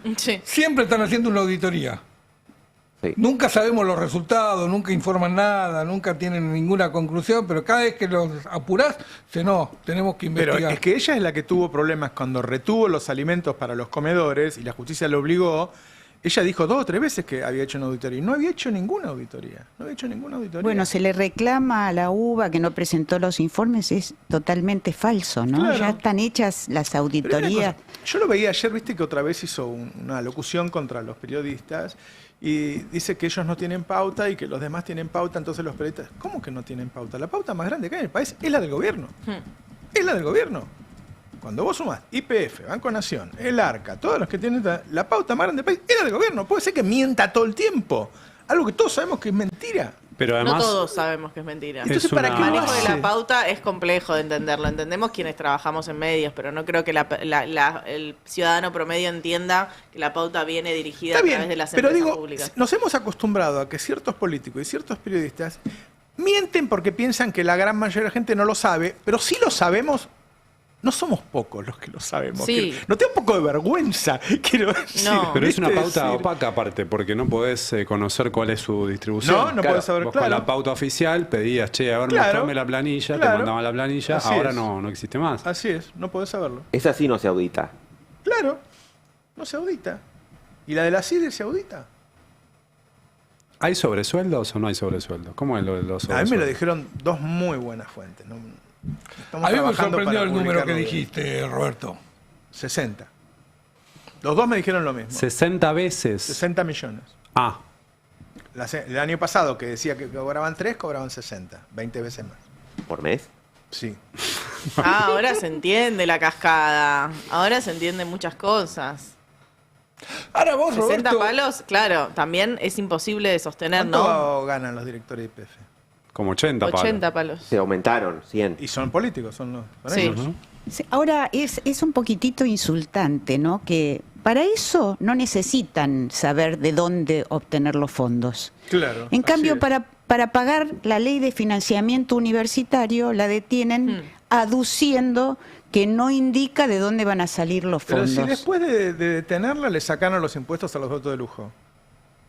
Sí, igual en esto de los sobresueldos y demás también aparece por ausencia la importancia que debería tener el Poder Judicial, ¿no? Porque ya estamos hablando de cuestiones donde debería intervenir el Poder Judicial. Sí, justo en esta causa están avanzando. Sí, justo en Adorni. vaya Estoy a hablando en saber el por qué. caso general, con el Sí. tema de la CIDE, en el tema de sobresueldos. Bueno, todo Sí. eso ya es esfera de lo que es el Poder Es Judicial. otro tema interesante el de la justicia. Porque a mí no me parece bien que avancen de esta manera, porque no es lo normal. En una causa, claro, No. lo torna injusto. Absolutamente. Por Para mí lo comparación. justo es que haya un código común para toda la sociedad y todos cumplimos ese código. Acá hay un código que hasta ahora era para Cristina, para Devido, para Sí. y ahora también es para Manuel Adorni. Pero no es para Devido, no es para Luis Caputo, no es para Sturzenegger. Entonces, No es para Macri, si el que código nunca no es tuvo que común haber- para todos, no existe para mí. Eso Lo es mismo- cierto, pero igual no es exactamente igual. Digo, yo hasta que a Adorni no lo metan preso sacándolo en pijama desde ¿Y quién su lo va a country, defender? ¿En qué sentido? Adorni. ¿Quién lo va a quién ¿Vos va a decís salir que va a defender? terminar así? Y yo creo que sí, porque está solo. Me parece que sí. Ya de por sí el hecho de que el tipo terminó de declarar y se filtró todo. Iba a ir a ese punto, que eso también es. Andá a tratar de averiguar, no sé, en las causas de Macri o cualquiera de estas, trata de averiguar algo. Entonces, yo digo porque si no vos te regodeás porque la persona te cae mal y decís, no, está bien porque es Adorni, qué sé yo. Pero lo que te demuestra es que no tenemos sistema judicial. Claro. No, claro. El hijo tiene la causa del correo, muchachos, hace 10 años. 14.000 millones de mango. De dólares, ¿eh? Y no la mueve. Y es una demostración que cuando quieren moverla, La mueven rapidísimo. Mira, Se a mí mueve vino rapidísimo. uno de los políticos operadores judiciales y me dijo, vos tenés que ver a este o este juez. Porque esos tipos tienen 50 años, van a estar 25 años más ahí y en algún momento te van a meter preso porque te la tienen jurada. Así. Vinieron y me lo dijeron. Y yo, pero si yo no me robo ni un caramelo del kiosco. Eso no hace falta que te robes nada, Roberto. Vos dirigís el destape, en algún momento te van a buscar, te van a meter preso. Así que andá, comé con ellos, sentate, qué sé yo. Cosa que no hice, pero te quiero decir, ese es el sistema judicial argentino. Yo lo vivo, ya tengo 3 causas penales por cosas que digo, Ari, Lanto, qué sé yo.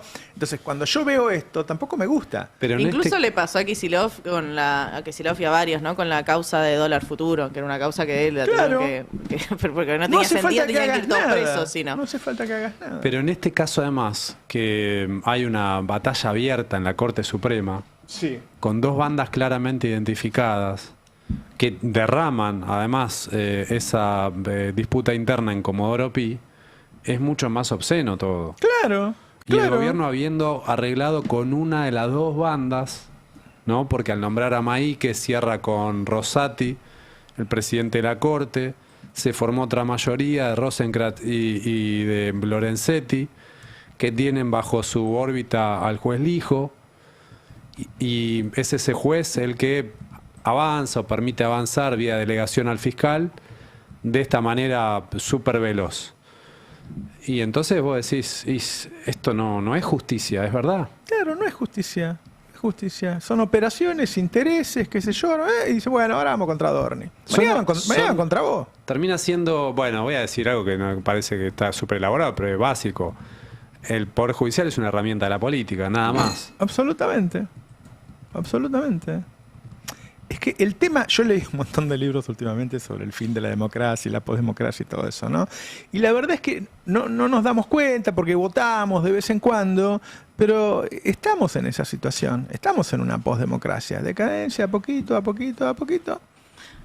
Yo creo que, bueno, no podemos decir que vivimos en una dictadura porque claramente esta gente pero hay cosas en el fue medio votado, pero tampoco estamos en una democracia plena. Bueno, Total. pero justamente en su momento los republicanistas o los republicanos que desaparecieron de los medios, de la política y demás, hablaban de la división de poderes, del cumplimiento de las leyes, y acá estamos en una situación, si hablamos de la UBA, clara, donde hay 2 leyes sancionadas que no se están cumpliendo. Ayer, en el marco de la parálisis del Congreso y de cómo el oficialismo tiene pisado absolutamente todas las discusiones y todos los temas, se autoconvocó la comisión por la emergencia en discapacidad porque siguen sin la situación de las familias de personas con discapacidad sigue profundizándose, esa ley tampoco se está cumpliendo, ni siquiera les abren el Congreso para que puedan, ni siquiera les dan una transmisión online, o sea, fue secreta la transmisión de esa autoconvocatoria, a ese nivel estamos. Entonces, bueno, efectivamente hay una división de poderes que en este momento no está funcionando como tal. Pero está pasando en el mundo, lamentablemente está pasando en el mundo. Acá siempre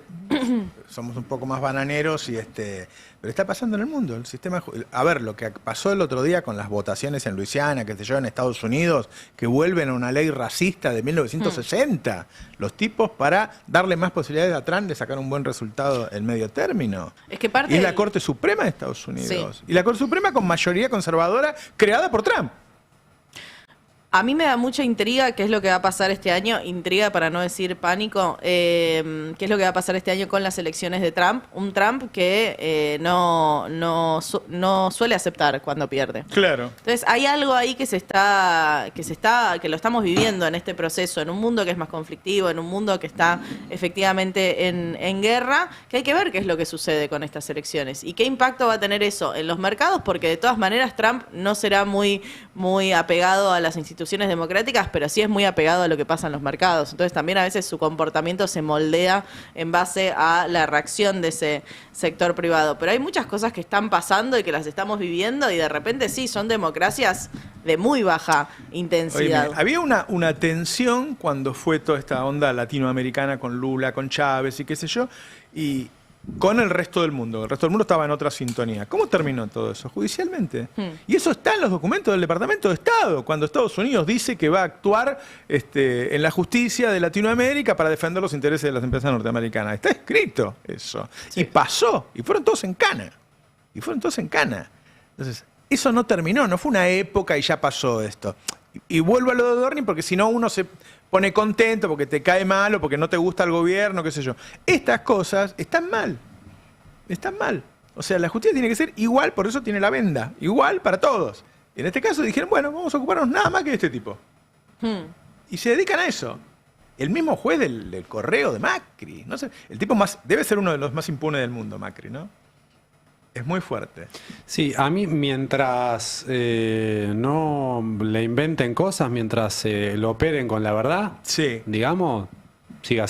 Pero es un código que no está funcionando si es para uno y para el otro no. No y sería saludable. ¿Ustedes vieron la causa de vialidad porque Cristina está presa? Claro. ¿Dónde está? ¿Dónde? Una prueba. Que un mensaje de José López que dice la señora dijo. El vínculo, claro, de Cristina con eso, no es lo que no hay. La prueba directa de que vincule a Cristina. Hay 28 personas entre Cristina y la obra pública.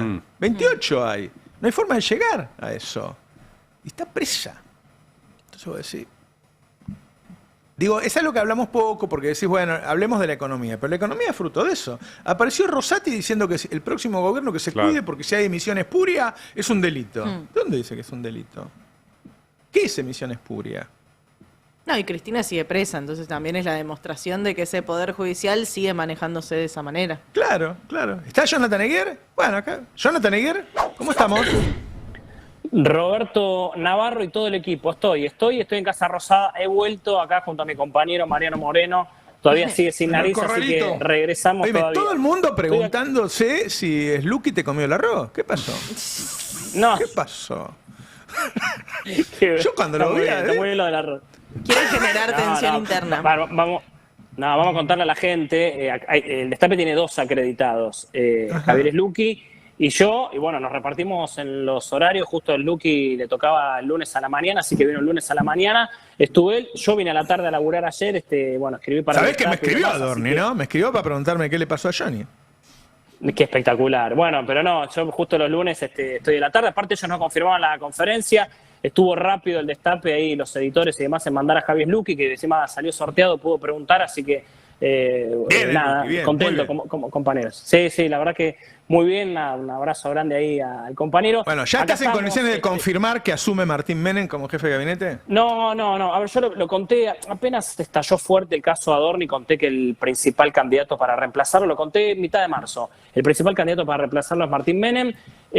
Martín Menem es la persona de mayor confianza de Karina Milei, la persona, diría que por la que Karina Milei pondría las manos en el fuego, una persona del núcleo íntimo a la que le delega absolutamente un montonazo de cuestiones, sobre todo políticas, y a ver, tiene que haber varios movimientos. Si hoy Martín Menem todavía no es jefe de gabinete, es porque no tiene reemplazo en la Cámara de Diputados, todavía, es el mayor problema. Todo lo que te decía en su momento es, ok, va Martín Menem, pero a Martín Menem, ¿quién lo reemplaza?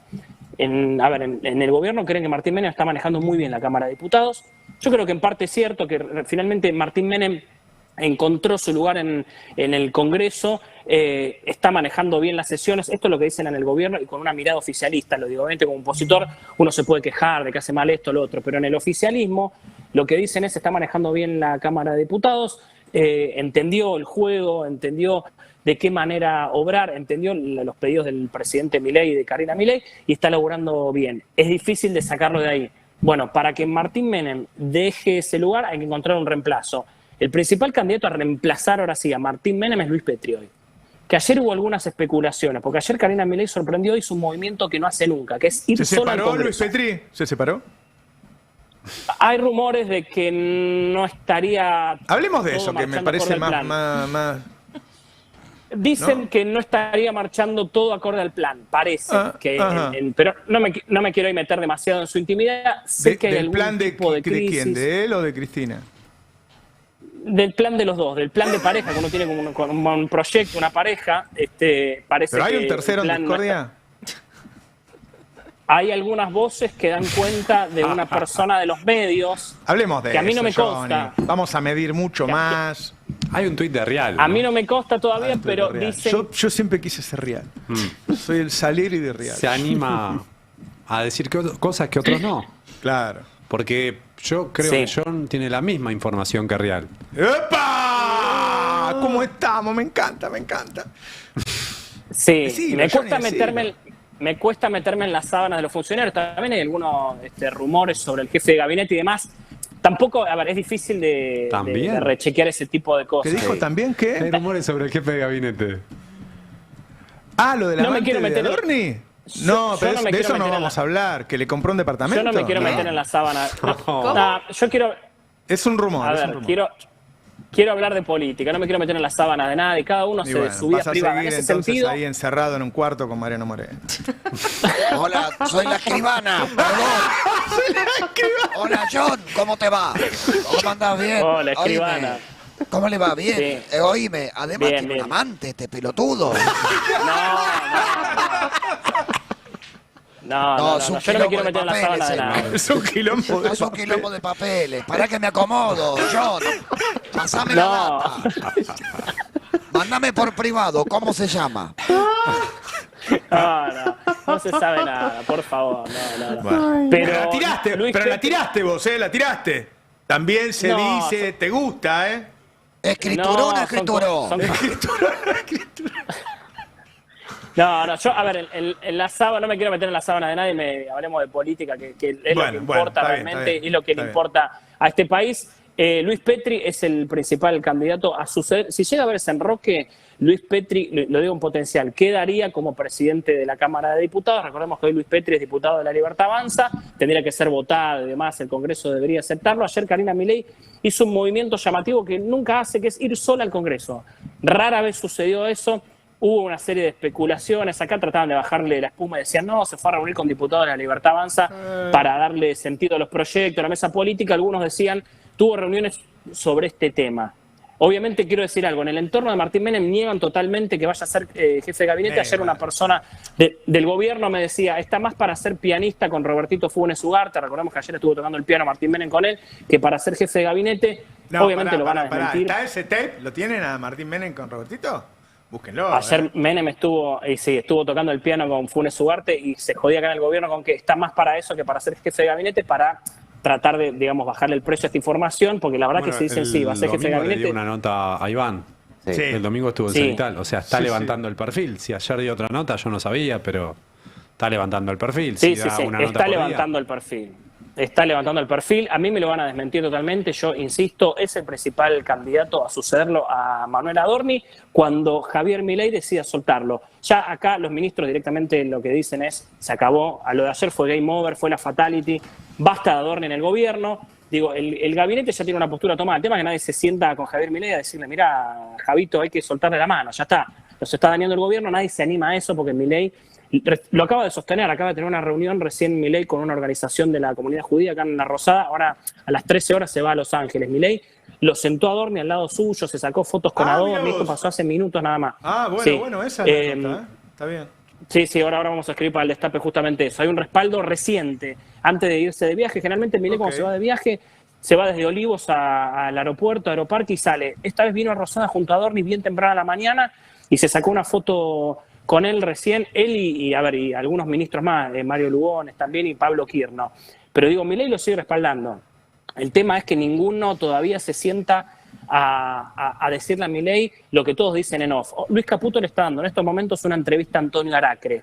Hay que ver si en esa nota Aracre se anima a preguntarle por la cuestión política. ¿Quién le está dando la nota? Es la pregunta. Luis Caputo le está dando acá enfrente en el ministerio una nota que sale mañana en la TV pública. Hay que ver si Aracre se anima a preguntarle.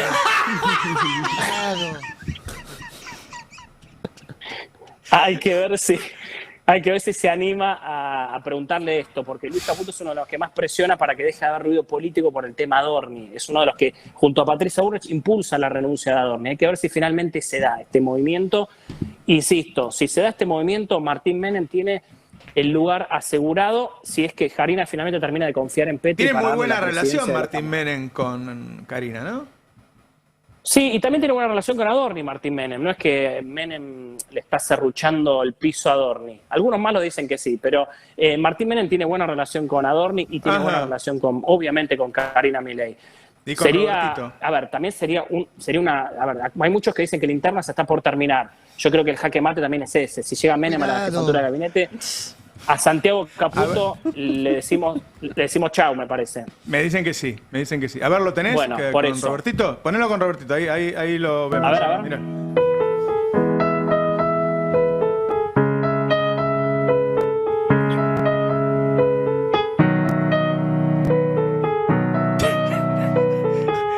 Si no fuera un drama, sería una joda, ¿te parece?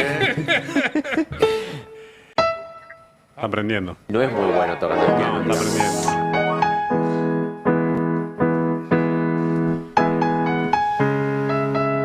Ya está. ¿Cómo lo ves, Johnny? ¿Cómo lo ves? Para un nene de 10 años está bien. Sí, yo toco mejor que eso. Si un nene de 10 años toca así, decís bien, nene, bien. Claro. A ver, Alberto Fernández tocaba la guitarra, digo, siempre pasa esto de la política y la música. Bueno, lo vemos ahí, Martín Menem claramente está levantando el perfil, venía bastante callado, digamos, silenciado Martín Menem, pero en esta última semana empezó Él se ve a levantar el presidenciable, perfil. Él se ve presidenciable, Sí, yo también lo toco el conté, piano. ¿Qué tal? ¿Cómo andan? Buen día. Hola, John. Yo también toco el piano, Hola, escuchen. Alberto.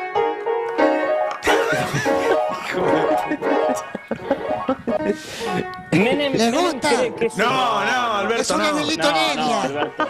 Escuchen. Estoy muy solo y triste acá en este mundo abandonado. Basta. Dios mío. No, decía, para finalizar, Menem Sí. es uno de los que se ve como el sucesor de Milei. ¿Hay un plan B? A ver, ¿tenés una opción? ¿Sobre jefatura de gabinete? Sí. Pablo Kirno, que recién estaba sentado junto a Milei, es el plan B también está Bien. girando. Pero obviamente, a ver, si vos lo pones a Martín Menem, es una forma de terminar la interna. Recién, esto no sé si se contó o no, nosotros acá en la Casa Rosada no podemos más ir para el lado del ala de Santiago Caputo. Tenemos prohibido el acceso al ala de Santiago. Esta decisión la toma Karina Milei directamente. Es brillante. Pero no pueden podemos ir hablar. para Díganle que se inventó el WhatsApp, qué sé yo, no hace falta. Es espectacular, Esta pero gente no podemos, sabe que los le periodistas capturan no. todo. Es brillante, es parte de la interna esto. Karina Milei les prohíbe a los periodistas ir para el ala donde está Caputo y su gente. Podemos ir al ala de Lule Menem, que está acá al lado, pero no podemos ir a la de Santiago Caputo, nada. Parte un poco de lo que se viene, que parecería que se viene el final de la interna, por eso suena Menem. También digo, si Menem es jefe de gabinete, es el final total de Santiago Caputo, que hay que ver cómo termina de Alguien sacarlo de la cercano silla. a Karina me dijo, tenemos que terminarla ya, la interna, porque no estamos gobernando. Esto tiene que ser ahora. Cuestión de horas, hay que terminar la interna. Bueno, parecería ir hacia eso. Y Santiago Caputo también lo está oliendo, y la gente de Santiago Caputo. Pero ¿no la ves más parecería ir lógica hacia eso. que se hagan los dos cambios juntos? Sí, tal cual. Y otra O sea, cosa, ¿no puede quedar Santiago Caputo igual como asesor? Que le saquen ARCA, la CIDE, no sé, YPF, qué sé yo, y quede como Sí, asesor. es lo que pretenden acá, dejarlo como un asesorcito, así chiquitito. Che, necesitamos un Asesorcito que temita de está haciendo las comunicación. privatizaciones el boludo. Sí, no es ningún boludo. ¿eh? Claro, bueno, pero si le sacan todo, queda como una especie de asesorcito de comunicación. Che, Santiago, necesitamos escribir un tuit. Por ejemplo, el de ayer de Milei. Ayer Milei escribió una Pero Biblia contra los eso es periodismos. subestimarlo, el muchacho es inteligente. Bueno, por eso todavía hay resistencia sobre eso. Milei lo estima, él trata de resistir. Digo, también la caída de Adorni es un beneficio de alguna manera para él. Con semejante crisis económica, quizá lo único que le quede es la batalla cultural, y la batalla cultural se llama Santiago Caputo. Exactamente. Sí, porque ni los Menem ni Adorni están en este momento en ese plano de la batalla cultural. La batalla cultural es Santiago Caputo y Agustín Laje, lejano. Y obviamente Milei también, Javier Milei es la cabeza de todo eso, pero sobre todo Santiago Caputo es esa pata del gobierno. A mí me La parece batalla que lo cultural van a es Santiago sufrir Caputo. un montón si no lo tienen a Santiago Caputo. Que se va a terminar de notar que no son nada. Puede ser, es una de las lecturas de Milei, por eso lo sostiene. Digo, Milei es el que sostiene hoy a Santiago Caputo, es el único que lo sostiene a Santiago Caputo. Hay que ver cómo resuelve esto Milei de alguna manera, si quiere prescindir de él. Yo por ahora no veo que él deje el gobierno definitivamente. De alguna manera va a estar. ¿Lo tenés chequeado lo del amante vos? No. Son todos rumores de mala gente que comenta y habla. Nada, todos malvados lo que los cuentan. No, yo hablo de política, no me meto en la sábana de nadie. Que cada uno haga lo que quiera de su vida. Liberalismo total. Lo banco. Acá, si te da el ok, ¿no? Cande, mirá.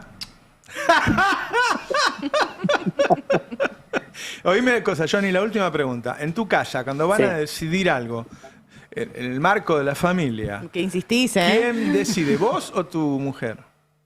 No, yo decido, yo soy amo de casa, así que las decisiones, igual decide mi hijo, todo lo que... Viste que siempre nunca decidimos nada nosotros. Háganse decide mi hijo, cargo. claramente. Eligieron a este presidente, chicos. Háganse cargo. Decide mi hijo o la madre de mi hijo, o la madre de mi hijo. Oíme, lo mismo. y la separación de Cristina, que no me puedes contar nada. De Cristina, Cristina y ¿cuál Petri. Cristina? Y Pérez. Yo puedo asegurar que no todo marcha acorde al plan. Me voy a tener a eso. Mi vuelta a la Casa Rosada. ¿Y el tercero quién es? Se habla de una persona de los medios, no está muy claro todavía. Yo creo que vos tenés un poco de información, me parece. El Babi no es. Chao, Johnny, un abrazo. Chao, Roberto. Saludos. Sí, yo lo tengo, pero no lo voy a decir porque es un colega. Un saludo grande a la gente de la Cascada Poderosa. Mirá, Roberto, sin las manos. Mirá. Sin las manos, mirá. Ay, no. Ese fue uno de los mejores momentos de Alberto Fernández. A mí me gustó el del viernes empieza la pelea contra la inflación. Era miércoles. La guerra contra la inflación. Sí. Era miércoles. Y todos lo miraron porque nadie sabía. Teniendo un descanso, claro. Prepararse. Volviendo a la política. Ahora, la salida que tiene esto es que el propio Adorni presente la renuncia. Claro. ¿No? Varios sectores lo están presionando para eso, incluso dentro del gabinete, ya hace unos días que se viene indicándole, decir, o sea, el gesto tiene que ser que vos ya renuncies, pese a que el presidente te esté sosteniendo. Esto fue más fuerte que las otras cosas, ¿no? Porque le veníamos sumando un viaje a Bariloche, 10 millones de pesos. Esto es guita. Esto es guita. Hoy vamos a hacer nosotros el focus al paso que hacemos cada noche en Batalla Cultural y le vamos a preguntar a la gente por la cascada. A ver qué pasa. A ver si pegó el tema. Viste que como no la vimos la cascada, cada uno se imagina su cascada. Sí. Hay cascadas grandes, hay cascadas chicas, qué sé yo. Y si salió $3.500, debe ser linda la cascada. Y sí, son 5 millones de pesos, qué sé yo. ¿Vos te imaginás la situación? Viene el maestro mayor de obra, te dice, Fernando, ¿querés una cascada? Yo digo que sí, yo respondo que sí. En mi casa el maestro mayor de obra fui yo. Yo tengo una en el living, cuando llueve, ponemos unas palanganas y una cascada. Son situaciones, no, en serio, estas son las cosas, bueno, cuando uno se acuerda de Menem, se acuerda de la Ferrari. Claro. ¿Viste? Ese tipo de cosas son las que se recuerdan, en serio. Ahora, esto en un marco de que la gente no puede tomar un colectivo... Sí, el único peligro es el que vos mencionabas ayer, de que si la convertibilidad es a lo que es hoy el equilibrio fiscal y el supuesto orden macro, que después vino alguien y dijo voy a ser aburrido, pero voy a mantener el programa. Pero eso choca con las encuestas que dicen que Miriam Bregman mide 40 puntos. Sí, es verdad, sí. Sí, Kicillof, Miriam y Cristina, ¿no? A mí me parece que a nosotros nos convencen por los medios de que la gente quiere algo que en realidad no quiere. Claro. ¿No? Yo creo que se lee mal también el por qué ganó Milei, que nunca fue un voto completamente ideologizado, más allá de algún núcleo duro que existe. Por ahí se sobreanalizan los núcleos duros, ¿no? Y en realidad la mayoría de la gente no tiene una posición ideológica tan marcada, no es que tiene un cuadro de X o Y en su cocina, sino que lo que estaba buscando es alguien que pateara el tablero. Y patearon el tablero por derecha y pasó esto de la cascada, deslomándose en Nueva York y demás. Entonces tendría sentido, si se lee de esa manera, que alguien quiera que se patee el tablero desde el otro lado, desde la izquierda, a ver qué pasa. Yo sí creo que la gente quiere que no haya inflación, eso está claro. Ahora, después la gente sabe si la inflación es por la emisión, no es porque hay restricción externa, qué sé yo. Me parece muy técnico todo eso. No creo que quiera que no haya universidades públicas. Claro, muy bien. Ni salario. Eso, ni salario ni claro. que los viejos estén cada vez más en la pobreza. Ni ultra ricos riéndose de jubiladas que no llegan a comprar los medicamentos. ¿No? Recomiendo muchísimo la nota de Noé Barral Crijera de hoy respecto al tema de Galperín y lo que dijo Galperín, porque lo toca de manera mucho más profunda, porque hay que profundizar. No es un tema menor lo que pasó con Galperín, no es una anécdota. Es una mirada de los ricos sobre el pueblo. Es un desinterés, es escindirse de la suerte de los demás. Después viene la risotada pava y qué sé yo. Pero esa terrible indiferencia, ese no formar parte, que eso si sos una burguesía o no sos una burguesía, al fin y al cabo, ¿no? Si te estás imaginando vos como un empresario en el marco de una sociedad, o como un empresario, que es justo, un empresario que se fue a Punta del Este para no pagar impuestos. Claro. ¿No? Es justo. Mientras recibe ahora, no es el del único, Estado Nacional. no es el único. Creo que no nombra a Ratazzi, que también creo que vive en Punta del Este, ¿no? ¿Viven allá o solo tributan allá? Claro, tienen domicilio, no sé si viven todo el año. No sé. Porque me parece que encima ni siquiera cruzaron el charco, ¿no? No sé, para Mandaron el los laburo que papeles. hace él igual es medio indiferente donde vivís, ¿no? No, y que además el mensaje de Galperín se dio después de la cumbre de Yao Yao, del cual él participó. O sea, él estuvo miércoles, jueves y viernes de Yao Yao y sale de esa cumbre donde hubo varios de esos discursos y lo primero que hace es ir y tuitear riéndose el sábado de una jubilada. te marca también, me parece, un tono que va más allá de justamente de Galperín. Eso está lejos del parecer de la gente. Ahora, vos decías recién una mayoría. A mí me parece que no, que hay una mayoría que está conformada entre peronistas y antiperonistas. Y que en el medio no sé cuántos hay, pero no sé si son tantos. Pero vos decís que la mayoría de la gente se define ideológicamente como peronista o como antiperonista. No, ni siquiera hace falta poner el nombre, ¿no? Dicen que el antiperonismo nació antes que Perón. Irigoyen tuvo antiperonistas, digo. Ok, ¿no? es una... Vos leíste como Claro. lo mencionaban a Irigoyen, ¿no? Con las mismas cosas que a Perón, que a Cristina. Vos te referís como popular, antipopular. Sí. Digamos, como una idea más nacional y popular y una idea más antipopular. Hay un cuento muy más bueno en elitista. el libro de Saborido de cuando van los pobres a Mar del Plata, ¿no? Claro. Y como al rico le molestaba cuando llegan los pobres a Mar del Plata. Sí, la figura ahí de te los muestra trabajadores mucho en la ese cuento. plaza el 17 de octubre, ¿no? Como Claro, mojándose los pies. eso ya existía de antes, viene Sí. de lejos. Eso es así, la verdad, uno lo ha visto, lo ha escuchado, qué sé yo, es así. Sí, lo de la inflación sí quizás puede ser como algo más general de que la gente no quiere inflación y si viene otro gobierno de otro signo y vuelve a subir la inflación, que sea un problema, que se transforme en un problema político eso. Sí, vos sabés que en la primera parte de este gobierno, los sectores, incluso los más populares, los de menos ingresos, reivindicaban la estabilidad como un valor más importante que los ingresos. Creían que en un marco de estabilidad se defendían mejor que en un proceso inflacionario, aunque tuvieran más ingresos. Y eso se agotó, porque ahora ya se dan cuenta de que no tienen ingresos, de que no importa la estabilidad, porque ahora los ingresos no le garantizan nada. Está el ejemplo del 2001, ¿no? Que no había inflación. Bueno, terminó el gobierno Sin con embargo, deflación de precios. Hubo un estallido social. Un estallido, ese fue un estallido muy distinto, porque ese fue un estallido de la clase media cuando le tocaron los ahorros. Sí. No fue un estallido por pobreza. La pobreza vino después con las consecuencias, pero no fue un estallido de la pobreza. Y hoy lo que uno percibe es que la clase media está cayendo en la pobreza y lo que está explotando es esa clase media empobrecida. Sí, pero a veces hay disparadores, ¿no? El banco cerrado, la gente golpeando en el banco, eso pasa un día, no va de a poquito Exacto. cayendo, pasa un día. Sí, bueno, en Chile de hecho las revueltas arrancan por el aumento en el precio del transporte. Digo, a veces las cosas no son tan obvias y no suceden en la marcha, que es donde uno creería que debería suceder el estallido demás. Pero sí creo, pensándolo un poco con estas categorías popular, antipopular, que estamos en un problema, porque en este siglo XXI también las subjetividades, digo, las personas que por ahí son efectivamente pobres o una clase media muy empobrecida, no sé si se autoperciben pobres o clase media empobrecida, ¿se entiende? Como hay una idea de que si te esforzás podés, que si tenés una buena idea y sos emprendedor, como que estás más cerca del rico que de la persona que está en la calle. Y la realidad es que la mayoría de nosotros, de nosotras, estamos mucho más cerca de la persona que vive en la calle. Estamos a un accidente laboral y un par de malas decisiones de la persona que está en la calle que de Galperín.